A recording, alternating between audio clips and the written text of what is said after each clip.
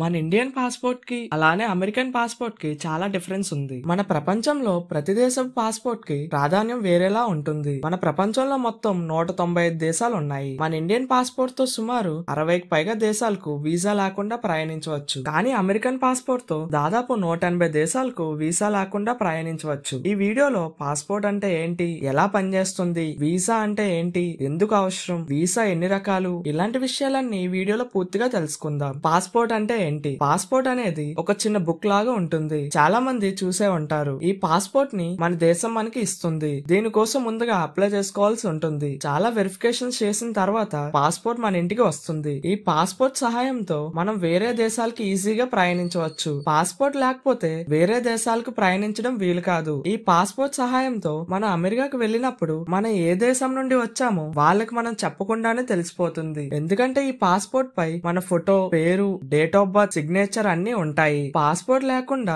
వేరే దేశానికి ప్రయాణిస్తే తప్పుగా పరిగణిస్తారు. జైలు శిక్ష కూడా ఉంటుంది. ఎలాంటి సమయాల్లో పాస్పోర్ట్ తీసుకోవాలి అంటే చదువు కోసం వేరే దేశాలకు వెళ్ళినప్పుడు, జాబ్ కోసం, టూరిజం కోసం, ఇలాంటి సందర్భాల్లో పాస్పోర్ట్ అవసరం ఉంటుంది. ప్రతి పాస్పోర్ట్ కి ఎక్స్పైరీ డేట్ ఉంటుంది. ప్రతి 10 సంవత్సరాలకు ఒకసారి పాస్పోర్ట్ ని రెన్యువల్ చేసుకోవాలి. పాస్పోర్ట్ ఉంటే మనం వేరే దేశాలకి వెళ్ళవచ్చు. కానీ వేరే దేశానికి వెళ్ళడానికి ఆ దేశం యొక్క పర్మిషన్ ని ముందుగా తీసుకోవాలి. దాన్నే వీసా అంటారు. జపాన్ మరియు సింగపూర్ లాంటి దేశాల పాస్పోర్ట్లతో దాదాపు 190 దేశాలకు వీసా లేకుండా ప్రయాణించవచ్చు. వీసా అంటే ఏంటి? పాస్పోర్ట్ అనేది మన దేశం మనకి ఇస్తుంది. కానీ వీసా మాత్రం మనం ఏ దేశానికి వెళ్తామో ఆ దేశం ఇవ్వాలి. ఉదాహరణకి మీరు అమెరికాకి వెళ్ళాలి అనుకుంటే అమెరికా వీసా వెబ్సైట్ లో వీసా కోసం అప్లై చేసుకోవాలి. అమెరికా అప్రూవ్ చేస్తే మీకు వీసా వస్తుంది, లేకపోతే లేదు. వీసా లేకుండా మిమ్మల్ని వేరే దేశం లోపలికి కూడా రానివ్వరు. ఎయిర్పోర్ట్ లోనే ఆపేస్తారు. అందుకే వీసా అనేది చాలా అవసరం. వీసాలు చాలా రకాలుగా ఉంటాయి. మొదటిది టూరిస్ట్ వీసా.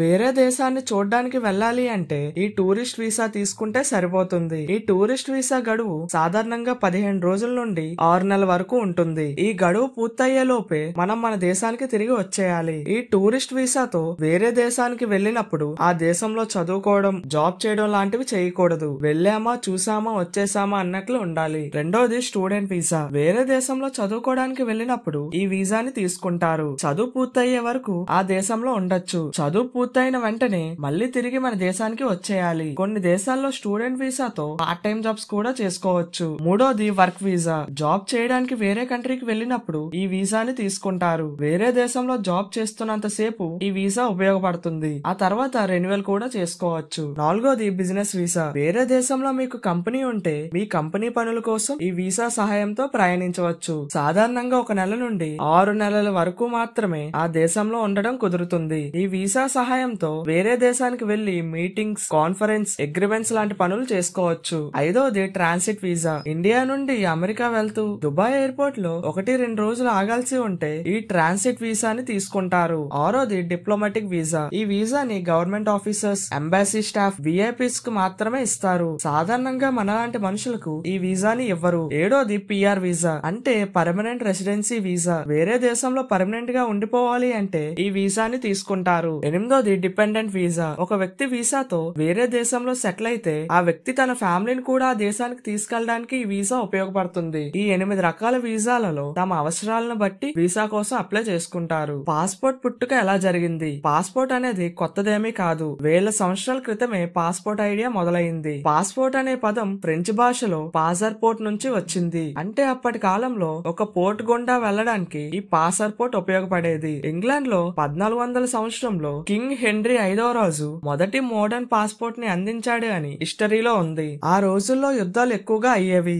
ఎవరికి రాజు అనుమతి ఇస్తాడో వాళ్ళు మాత్రమే పోర్ట్, రహదారిని దాటడానికి వీలుండేది. ఈ పాసర్పోర్ట్ లాంటి డాక్యుమెంట్ లేకుండా రాజ్యాన్ని దాటితే దొంగలు, శత్రువులుగా పరిగణించేవారు. సురక్షితంగా దేశాలు, రాజ్యాలు దాటడానికి రాజు నుండి ఈ పాసర్పోర్ట్ అనే లెటర్ ని తీసుకోవాలి. ఈ లెటర్ లో యాత్రికుడి పేరు, ఎక్కడికి వెళ్తున్నాడు, ఎందుకోసం వెళ్తున్నాడని రాసుంటుంది. అప్పట్లో పాస్పోర్ట్ పేపర్ లెటర్ రూపంలో ఉండేది. కానీ ఇప్పుడు ఒక బుక్ లాగా మారింది. పాస్పోర్ట్ అనేది కొత్తగా వచ్చిందేమీ కాదు. వేల సంవత్సరాల ముందు ఉన్నది తరాలు మారుతూ ప్రతి ఒక్కరికి అందుబాటులోకి వచ్చింది.